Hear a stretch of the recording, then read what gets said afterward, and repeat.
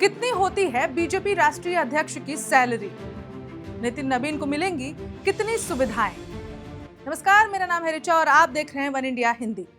लंबे इंतजार के बाद भारतीय जनता पार्टी ने आखिरकार एक बड़ा संगठनात्मक कदम उठाया है। भाजपा ने वरिष्ठ नेता और बिहार कैबिनेट मंत्री नितिन नवीन को राष्ट्रीय कार्यकारी अध्यक्ष नियुक्त कर दिया है। इसका मतलब है कि नितिन नवीन तब तक पार्टी अध्यक्ष की जिम्मेदारियों को निभाएंगे जब तक कि कोई पूर्णकालिक राष्ट्रीय अध्यक्ष नहीं चुन लिया जाता। नितिन नवीन पहले से ही बिहार में विधायक और मंत्री हैं और अब कार्यकारिणी अध्यक्ष भी।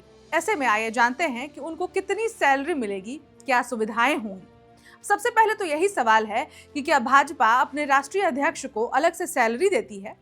तो आपको बता दें कि भाजपा के राष्ट्रीय अध्यक्ष का पद ना तो संवैधानिक है और ना ही सरकारी पद है। यही वजह है कि अध्यक्ष को भारत सरकार की तरफ से कोई सैलरी तो नहीं दी जाती है। मंत्री, जज या फिर संवैधानिक अधिकारियों के ठीक उलट पार्टी अध्यक्ष पूरी तरह से एक संगठनात्मक प्रमुख के रूप में काम करता है।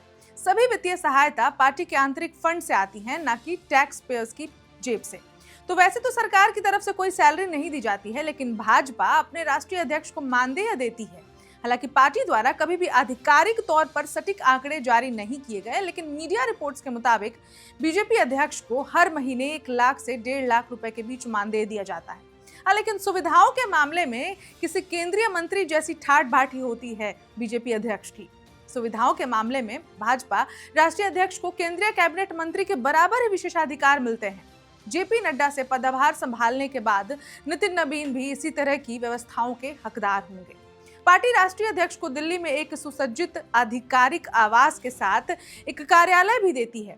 एक समर्पित टीम अध्यक्ष का समर्थन करती है, जिसमें एक निजी सचिव, राजनीतिक सलाहकार, मीडिया पेशेवर और सोशल मीडिया मैनेजर शामिल होते हैं। इसके अलावा उन्हें सुरक्षा कवच और आधिकारिक यात्रा का प्रावधान भी होता है। जेपी नड्डा को अभी जेड कैटेगरी की सुरक्षा मिली हुई है और नितिन नवीन की सुरक्षा का लेवल गृह मंत्रालय खतरे के आकलन के आधार पर तय किया जाएगा। पार्टी कार्यक्रमों के लिए सभी आधिकारिक यात्राएं, चाहे वे हवाई जहाज से हों या फिर सड़क से, पूरी तरह से भाजपा द्वारा कवर की जाएंगी। देश भर में बिना किसी रुकावट आने जाने के लिए ड्राइवर के साथ साथ लग्जरी गाड़ियां भी दी जाती हैं। तो अब सवाल उठता है कि अगर नितिन नवीन मंत्री पद पर बने रहते हैं तो क्या होगा? नितिन नवीन बिहार सरकार में मंत्री हैं। अगर वे भाजपा के कार्यकारी अध्यक्ष के रूप में काम करते हुए भी उस पद पर बने रहते हैं तो उन्हें अपनी मंत्री पद से जुड़ी सभी सरकारी सुविधाएं और भत्ते अलग से मिलेंगी। यानी कि भाजपा अध्यक्ष की जो सैलरी मिलेगी तो मिलेगी ही, उसके साथ उनके मंत्री पद की सैलरी और सुविधाएं भी दोनों मिलेंगी। तो ये था पूरा अपडेट नितिन नवीन की सैलरी का, उनके पोस्ट का, उनकी सुविधाओं का। इस पर आप क्या सोचते हैं हमें कमेंट करके जरूर बताएं और बाकी खबरों के लिए देखते रहे one India Hindi. Subscribe to One India and never miss an update. Download the One India app now.